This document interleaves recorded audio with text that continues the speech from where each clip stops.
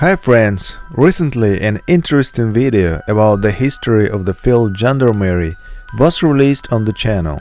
Many German soldiers hated them because during the retreat of the German army, gendarmes turned into punitive detachments, watchdogs as ordinary soldiers call them, since gendarmes often hanged or shot German soldiers, suspected of cowardice and desertion without tribunal or investigation. The link to this story will be in the description under this video. And today we will talk about the memories of Wolfgang about the battles of the Baltic coast a few months before the end of the war in 1945. The operational headquarters of the Wehrmacht was located in the school of the village of Rosenberg. Among other things, he was faced with the task of monitoring everyone who walked or drove along the ice of the bay towards the Baltic Spit. The Feldgendarmerie monitored all movements on the road connecting Rosenberg with Heiligenbeil. In Rosenberg, mobile patrols and rallying points were organized for soldiers who lagged behind the units. Those of them who didn't have a marching order and left the combat position were handed over the courts-martial, without any tribunal, with the wording unauthorized abandonment of the unit cowardice.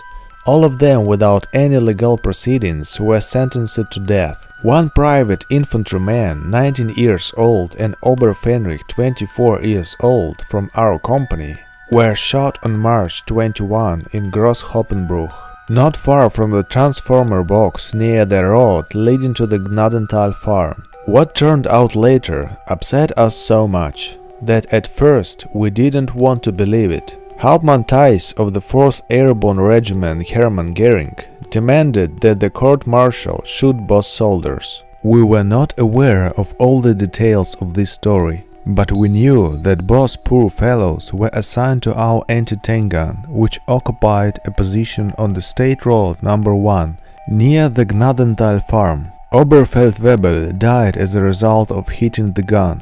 It was argued that the Oberfenrich, being near the gun, allegedly tried to evade responsibility and the private simply left the position.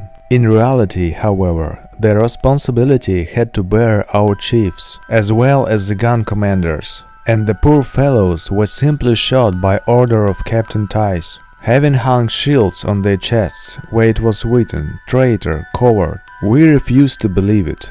Our comrades in arms were simply killed. Everyone knew that Oberfenrich was not a timid man. On his sleeve were 5 stripes for destroyed tanks, which he destroyed in close combat.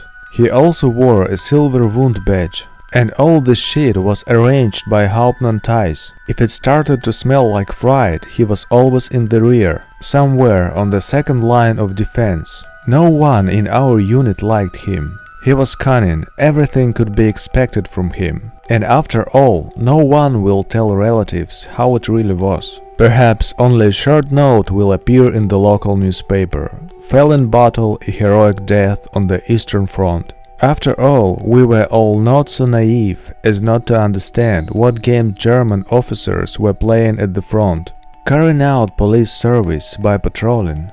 The Feldgendarmerie controlled the statutory behavior of the frontline soldiers, only where the gendarmes themselves were not watched by their immediate superiors. They looked for soldiers who had fought off their units during defensive battles and were unable to return to their units for a short time. Such examples were considered as desertion, and the sentence of Hauptmann Theis was immediately carried out. Such a desperate situation was a nightmare for me. I didn't want to participate in anything like that, and I couldn't. Unfortunately, it must be noticed that at the same time, along the entire coast from Rosenberg to Balga, there were thousands of soldiers and officers who had fought back, deserted or allegedly wounded and sick. Here they are for sure real deserters.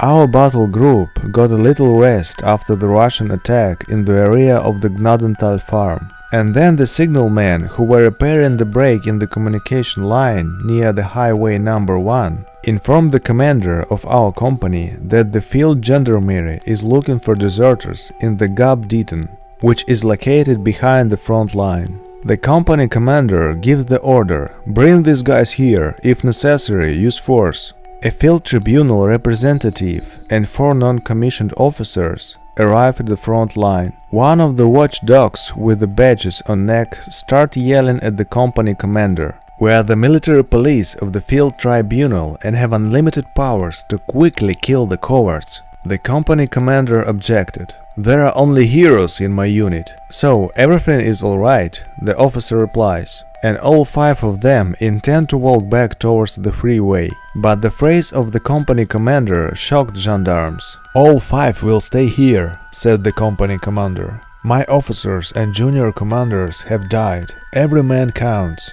The company commander hands all 5 of them a grenade gun with a patron and points to the single trenches. Rise your sights up, I hope you know where to press. We all noticed with satisfaction how the faces turned white with fear, and our company commander said a very cynical motto.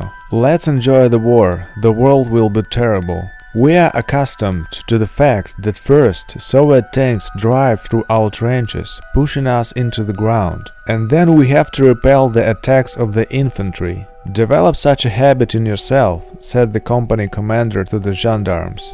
Worth noting that this case happened when the position of the Hermann Goering division, and indeed of all German military units on the Baltic front, was critical. For 10 days of fighting, East Prussia was cut from the rest of the Germany, and the 2nd Parachute Motorized Division Hermann Goering was in the cauldron. During February-March 1945, this division fought fierce battles. And on 25 March 1945 it was evacuated from Pillau to Stettin. For 2.5 months of fighting, the 2nd Parachute Motorized Division Hermann Goering lost up to 75% of personnel and all heavy weapons and vehicles. Dear friends, that's all for today. How do you think? Is it was a justice order of the Captain Tice in that critical time, or it was a murder? If you like this video, please write in comments. Don't forget to put like. It was Tim and the Eastern Front channel. Wish you peace and health. See you.